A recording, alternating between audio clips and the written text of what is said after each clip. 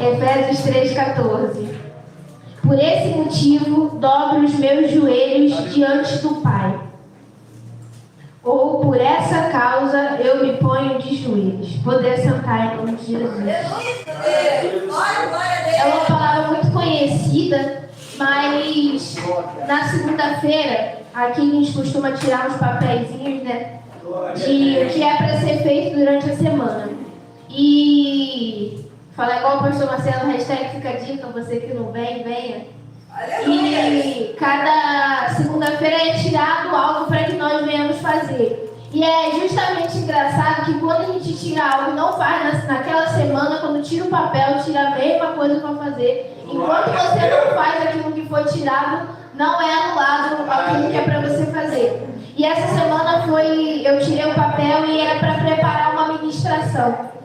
E eu li esse livro de Efésios em umas 5 bíblias diferentes para entender o que o Senhor queria falar com a sua igreja. Por qual motivo você tem dobrado os seus joelhos?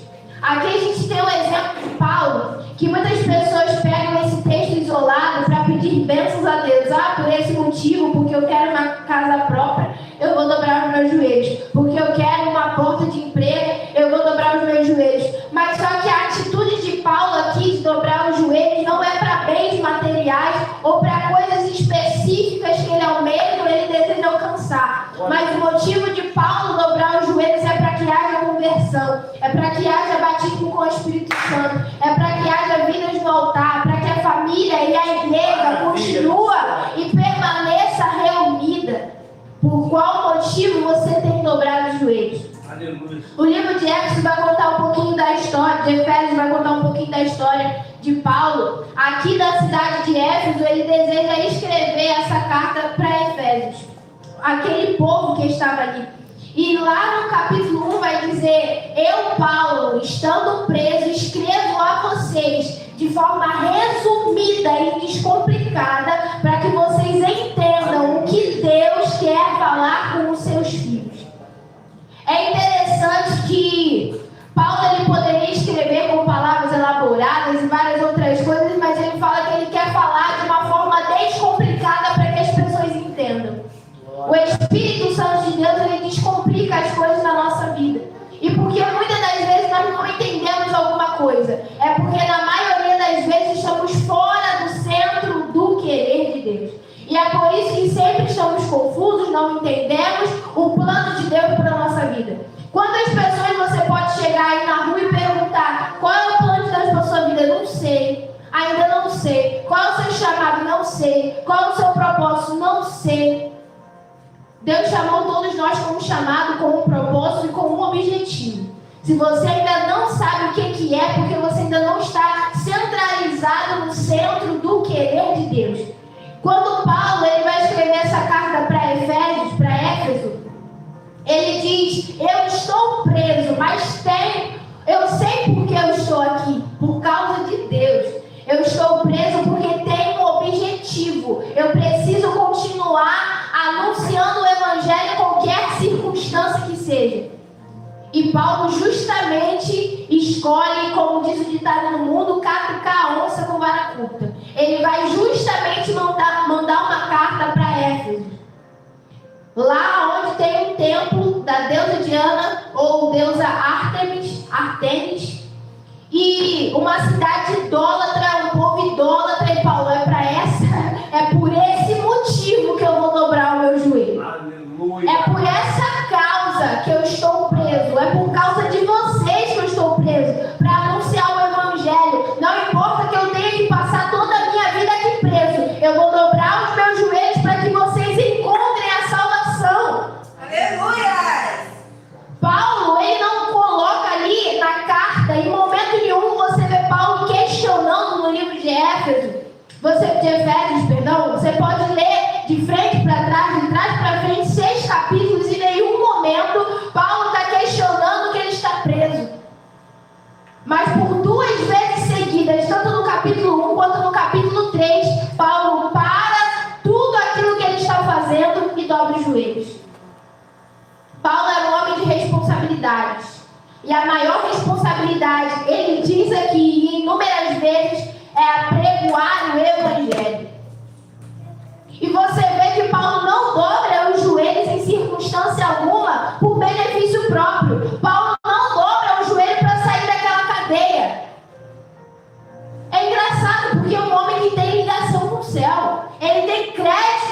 céu por tudo que ele passou na sua vida, e ele não ora, Senhor, quebra essas cadeias aqui. Não, ele ora para que haja conversão. Ele ora para que as vidas alcancem o Espírito Santo de Deus, para que as vidas compreendam o que Deus quer fazer através dele ou através daquelas pessoas que abrem o seu coração para exercer o seu chamado. Aleluia! Tem um motivo e tem uma razão para Paulo dobrar os joelhos. Qual é o motivo? Qual é a razão que você tem dobrado os joelhos? Eu estava ouvindo um louvor mais cedo. Eu até mostrei para o meu esposo, eu falei assim, no meio do louvor a letra fala, nós estamos pior do que católicos, porque pelo menos eles rezam um terço por dia ou oram no Pai Nosso uma vez na semana. Por qual motivo você tem dobrado os joelhos? Eu tenho dobrado só pela minha causa material, porque eu quero, porque eu preciso, porque eu quero. Só que a Bíblia fala que o Espírito Santo de Deus, ele sabe daquilo que nós necessitamos.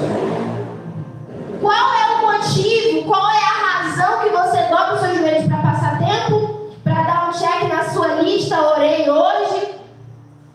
Qual tem sido o seu motivo? Qual é a razão? Tem pessoas já esquecendo que é verdadeiramente uma oração.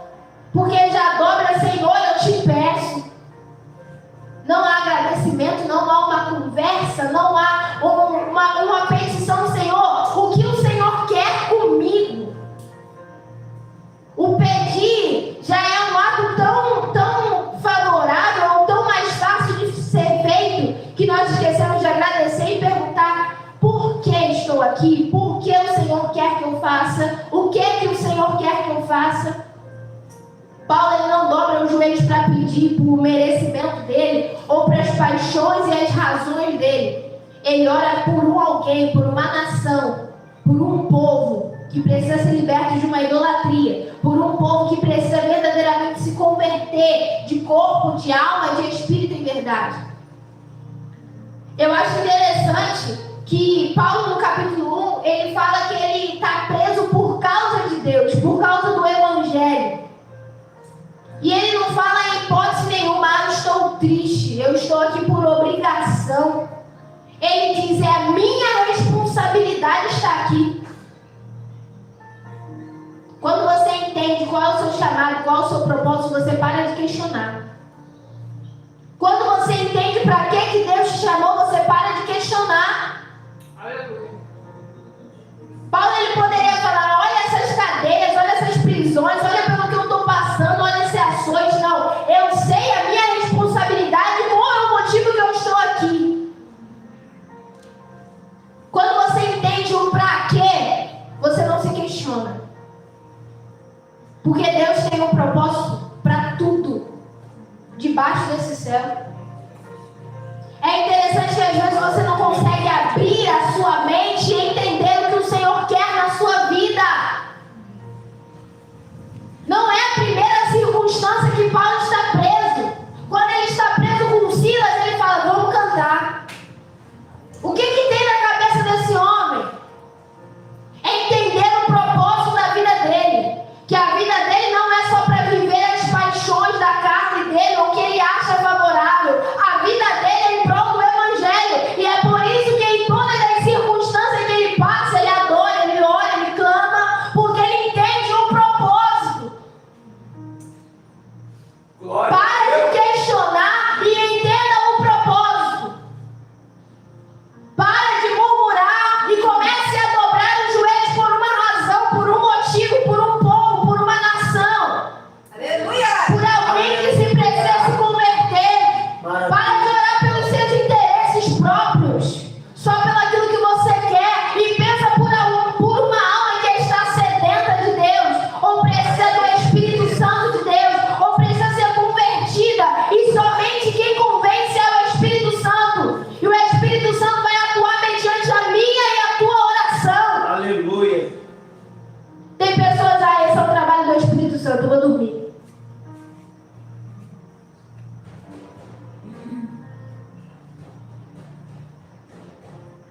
O pastor fala aqui direto, buscar-me-eis e me achareis quando me buscareis de todo o vosso coração. Eu creio. Não é uma busca de palavras fingidas, Não há uma busca para alguém ver você aqui na igreja. Aleluia. Se você veio aqui hoje para que alguém visse que você está aqui, você está perdendo o seu tempo. Porque o Senhor conhece a intenção do seu coração e Ele conhece o teu pensamento. Ele sabe muito bem.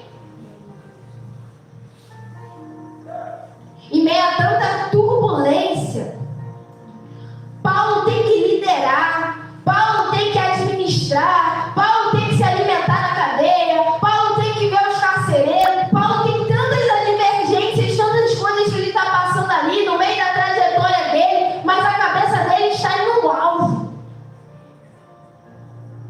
Você vai conversar com o crente hoje, a minha cabeça está conturbada, minha mente está cheia, eu estou pensando nisso, naquilo, não tem um alvo, não tem um prumo, não tem um alicerce, não tem um objetivo. Paulo cheio de preocupação, preso com corrente, tendo que liderar, exortar fulano de tal que não quer saber de Deus, orar por uma nação que é idólatra, e a mente dele está no Evangelho, e a mente dele está centrada, e a mente dele está firmada. Aleluia. A Bíblia fala sobre cochear em dois pensamentos, sobre uma fonte não poder jorrar duas águas. Você conversa com um crente hoje, a pessoa não está alicerçada, você está conversando com ela, ela está pensando no que tem que fazer amanhã. Paulo, ele não se preocupa com as suas paixões, ele se preocupa com o povo, com uma nação, com uma descendência. Paulo está ali para liderar. Mas eu acho interessante que Paulo lidera, pastoreia, exorta, está preso, mas ele ainda consegue no meio disso tudo parar. E a Bíblia não fala, Paulo orou, parou e orou, não, Paulo dobrou o seu joelho. Quantas vezes hoje, no dia de hoje, você conseguiu dobrar o seu joelho? Você imagina, naquele tempo, era cadeia no braço, era cadeia presa nas mãos, nas pernas. Paulo, não, puxa a perna para cá, empurra a corrente para lá. O que eu necessito agora por esse povo? Eu tenho que me esforçar e dobrar os meus joelhos. Aleluia. Você não tendo cadeia nem prisão nenhuma, não conseguiu nem dobrar o joelho hoje. Paulo, com tanta coisa para se preocupar, exortando um povo que não quer saber de Deus. Tem gente que fala, não quer saber de Deus, eu largo de mão. Paulo, não, por essa causa aí, eu vou abraçar e vou dobrar o meu joelho. Para de largar de mão aquele que Deus confiou em você para evangelizar. Para de falar que é com fulano de tal o evangelismo. É com fulano de tal que mora lá na Ipuca. Você que é vizinho da pessoa, vou ligar para fulano de tal vir aqui. Evangeliza você, ora você. Por essa causa você tem que pôr o seu joelho no chão. Tem que mencionar. Você imagina o que Paulo tem que fazer para que essa carta chegue a um determinado lugar. Tem que contar com um, tem que contar com o outro, tem que ter papel, tem que ter escriba, tem que ter não sei o quê, tem que ter não sei o que lá. Não, mas eu preciso me esforçar para que essa mensagem alcance o coração de alguém. Se um em Éfeso se consertar, já valeu a pena eu estar aqui nessa cadeia. Aleluia. Mas eu acho interessante que Paulo, ele não pensa em um. Ele pensa na cidade inteira, numa nação inteira. E não só em Éfeso, não. Você pode passar aí em Romanos, Colossenses, Coríntios. Todos esses livros aí que Paulo, preso, ele não se preocupa com a casa dele, com aonde ele está, no local que ele está. Ele se preocupa com nações, com vidas, com outros países, com outros povos. O negócio dele é anunciar o Evangelho. Enquanto nós estamos olhando para o nosso umbigo, para quem está na nossa casa, para quem é da nossa família. Da minha casa eu tenho que orar mesmo. Da família de fulano e tal, ele que clame, ele que busque e ele que faça parte dele. Paulo, ele não pensa quem é da família dele, quem é longe, quem está fora, quem ele conhece, quem ele não conhece. O ato dele é dobrar o joelho, que haja conversão e anunciar o Evangelho. Você percebe que o que Paulo faz não é só orar e ficar no seu quadradinho de crente, não. Porque nós estamos vivendo em um meio hoje que as pessoas entram para dentro do quarto, assim, eu estou na Indonésia, estou na Índia, estou falando de tal, em nome de Jesus,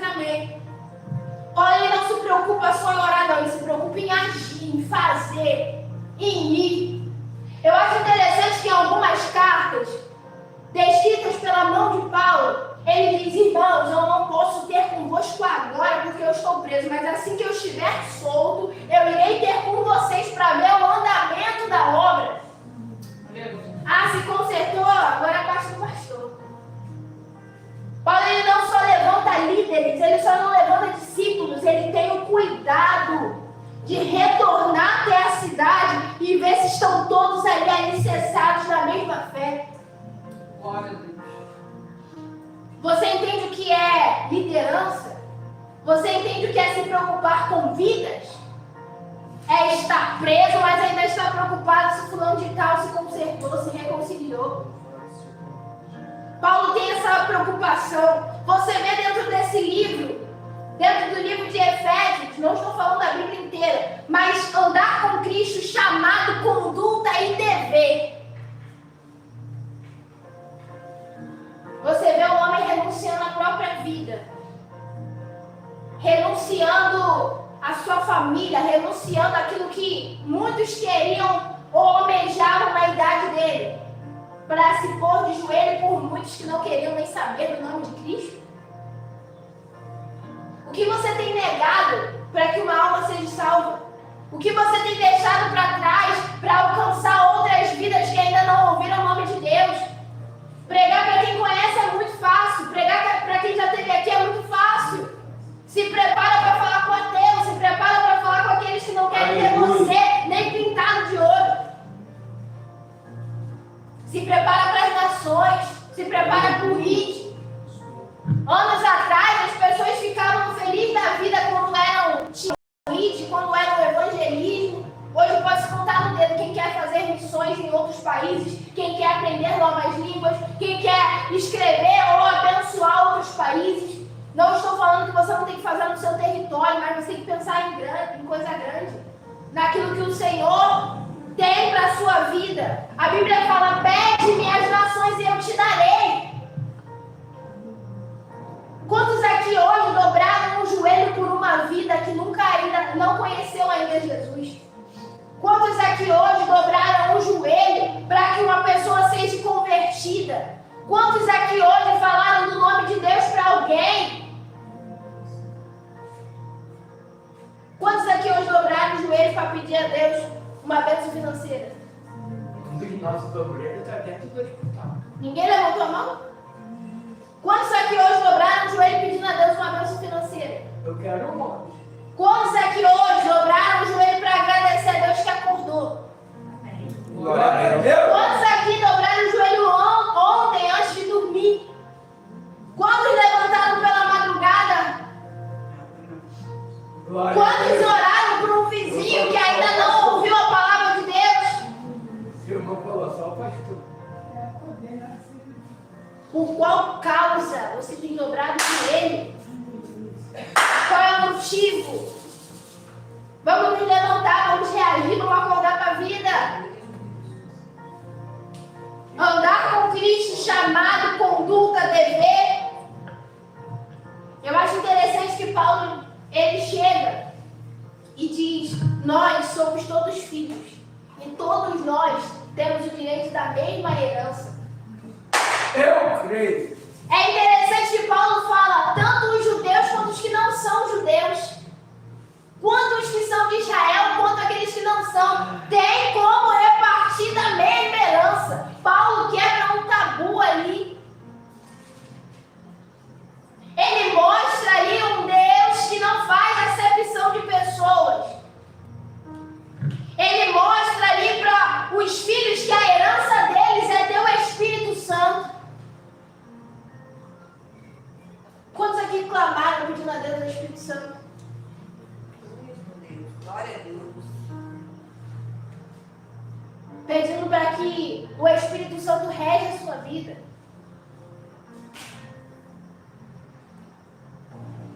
Paulo mostra que a nossa herança é ter esse Espírito dentro de nós. São tesouros de ouro em vasos de barro. É a presença do Espírito Santo, é a presença de Deus nas nossas vidas. Glória a Deus. A Bíblia fala: porque sem mim nada podeis fazer. Eu creio. Você sabe o que é nada? É não sair do lugar. É isso aí. Deus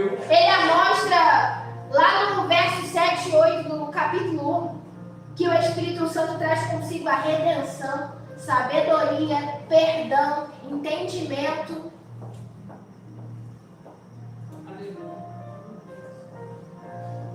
E tem pessoas ainda querendo pedir um carro, casa, cozinha, banheiro, enquanto ainda não tem a essência.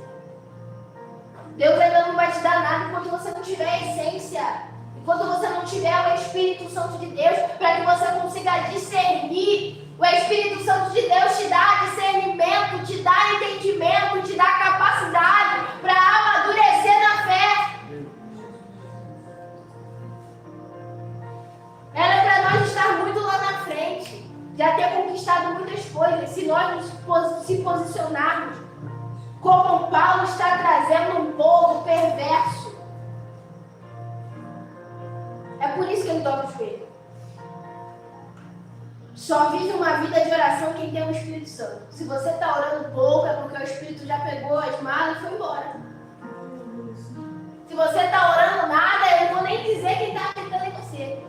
Vou deixar pela sua concepção, pelo seu conhecimento bíblico.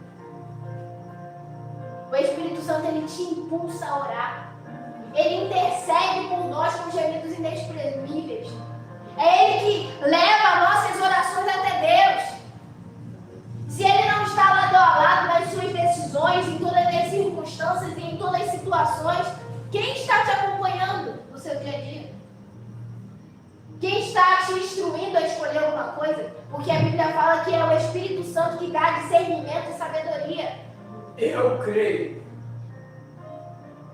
Se você não está conseguindo administrar suas finanças, administrar sua casa, ter liderança, auxiliar, dar obediência aos seus filhos, instruir no caminho que você deve andar, é porque o Espírito Santo já foi embora. Mas por essa causa você pode se colocar de joelho. Glória a Deus. Por essa causa. Aleluia. No capítulo 2, Paulo já vai falar da morte para a vida pela graça. A graça de Deus. O favor não merecido. É pela graça que você está aí sentado agora. Você acha que é pelo seu merecimento? Aleluia. Meu Deus. É pela graça. Você já agradeceu a Deus pela graça? Paulo é um homem que ele pode dizer muito sobre a graça de Deus. Quando ele pensou em se gloriar, Deus botou um espinho na carne dele e Deus falou para ele: meu filho, é a minha graça. E ele começa a entender o que é a graça de Deus. Você já entendeu o que é a graça de Deus na sua vida? Você já conseguiu compreender o que é a graça de Deus? Já conseguiu entender que você não levanta da cama sem a graça de Deus? Você não alcança o perdão sem a graça de Deus? Eu posso te ferir e você falar para mim: eu te perdoo, mas sem a graça de Deus eu não consigo obter perdão. Eu não tenho um coração perdoado. E se o outro não me perdoar, mas a graça de Deus me perdoar, eu já sou mais que vencedor. Aleluia. Deus nos prepara para um novo começo. Paulo mostra isso. Não importa se vocês são judeus ou não. Não importa se vocês nasceram no berço evangélico ou não. Mas Deus está preparando vocês para um novo começo. É só se reconciliar. É só se voltar. É só ter o primeiro amor novamente. Paulo está instruindo aqui os homens. No capítulo 3, Paulo ele fala sobre tudo fazer sentido quando você entende o propósito. Você já começou a ver a sua vida fazendo sentido? Ainda não? Glória. Você já passou a ver a sua vida fazendo sentido? Você já começou a abrir a sua mente para entender por que você está passando por isso?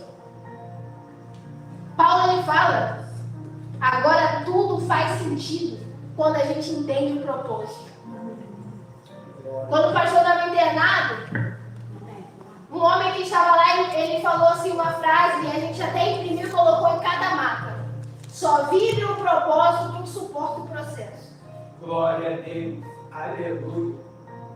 Mas eu acho interessante que lá no capítulo 3, você que ainda tem a Bíblia aí aberta, Efésios 3, 8, olha o que Paulo vai dizer. Embora ele seja o menor dos menores de todos os santos, foi-me concedida a graça de proclamar o Evangelho aos gentios, aos insondáveis, a insondável riqueza de Cristo. Você está vendo por tudo aquilo que Paulo está passando pelo Evangelho? Ele fala, embora eu seja o menor, você vê que aquele espinho ensinou muita coisa para ele, né? Ele pensava que ele era o grande. Depois que o espinho veio, o Espírito Santo palestrou com ele, falou que era graça, ele começa a tomar um posicionamento diferente. Entenda que os espinhos que o Senhor permite chegar à nossa carne é para que venhamos entender qual é a nossa posição. Tem pessoas se achando demais. Você fala falando, ó, se eu estender a mão daqui, a Ucrânia para a guerra.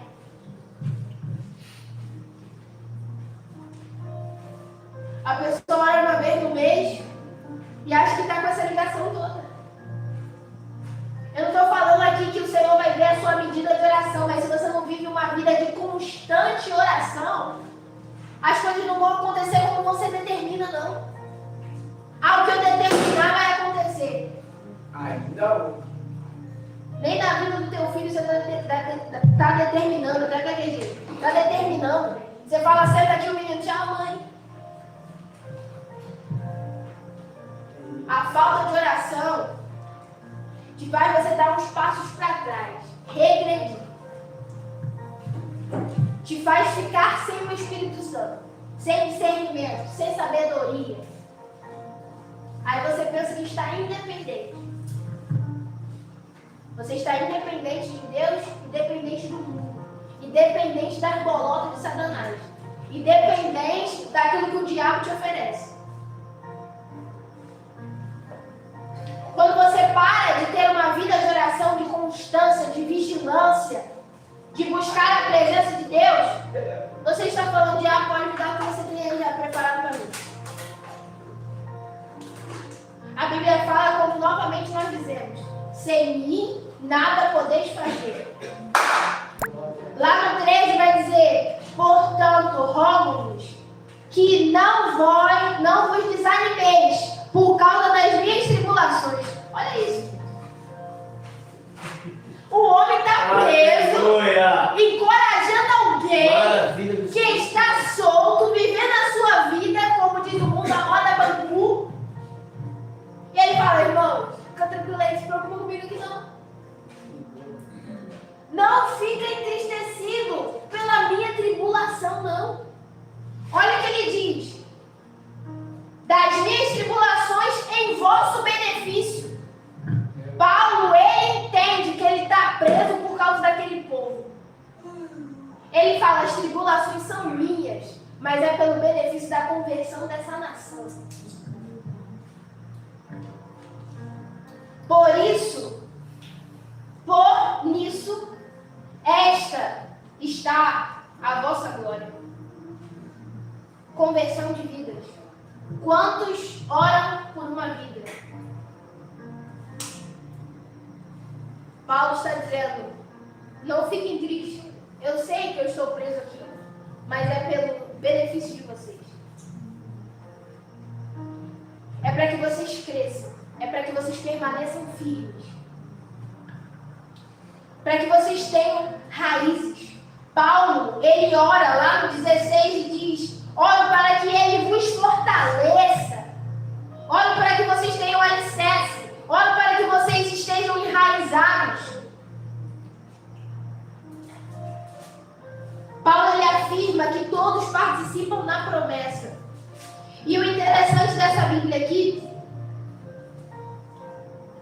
é que lá no 16 vai dizer, oro para que juntamente com as suas gloriosas riquezas, Paulo ele já entende que nós temos um Deus amoroso e ele vai abençoar. E quando ele abre as comportas do céu, ele abençoa com força. Aleluia! Mas ele diz, eu oro para que juntamente com as riquezas e com a porção que o Senhor já tem reservado para a vida de vocês, que Ele vos fortaleça no seu amago. O que é amago? Sempre interior. Parte íntima, essência.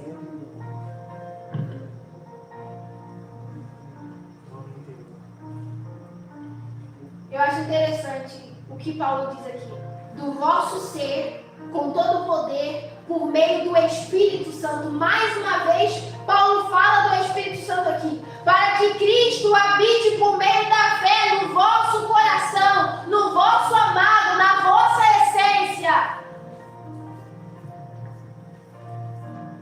A fim de que sejam arraigados, enraizados, fundamentados em amor. Olha o que Paulo está dizendo.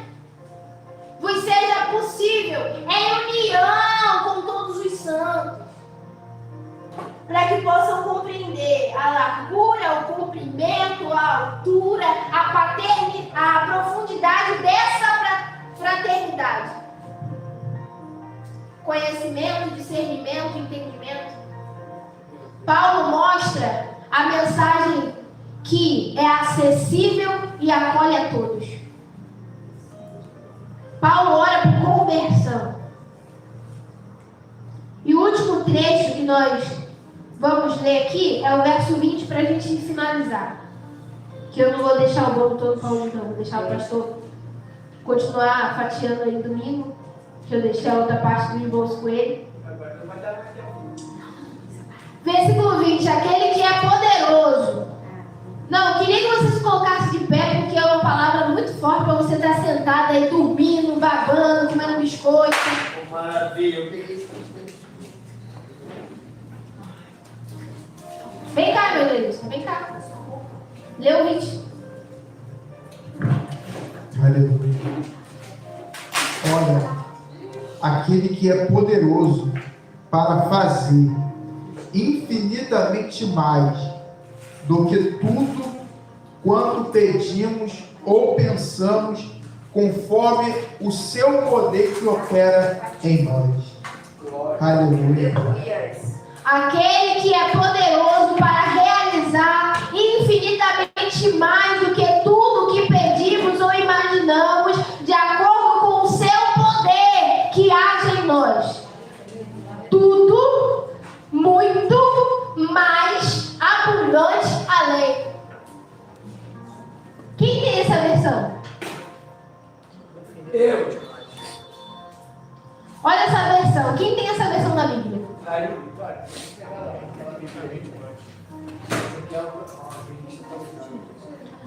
Tudo, muito, mais, abundante, além. Tudo, totalidade, completude. Muito, quantidade, intensidade. Mais, maior quantidade. Abundante, grande quantidade. Farto, fartura. Além, mais à frente, adiante. Olha o que o Senhor está falando. Aleluia. Totalidade, completude, qualidade, intensidade, adiante, além. Ele já tem preparado o seu caminho. E ainda diz que Ele faz além daquilo que pedimos ou pensamos. Oh, meu Deus. Aleluia. Ele já está preparando o caminho à sua frente, adiante de você.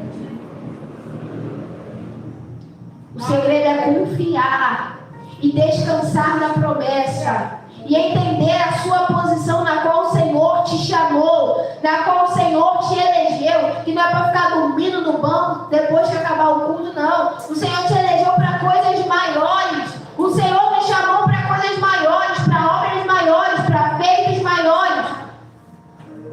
E basta nos posicionarmos no centro do querer de Deus. Amém? Esse é a minha oportunidade.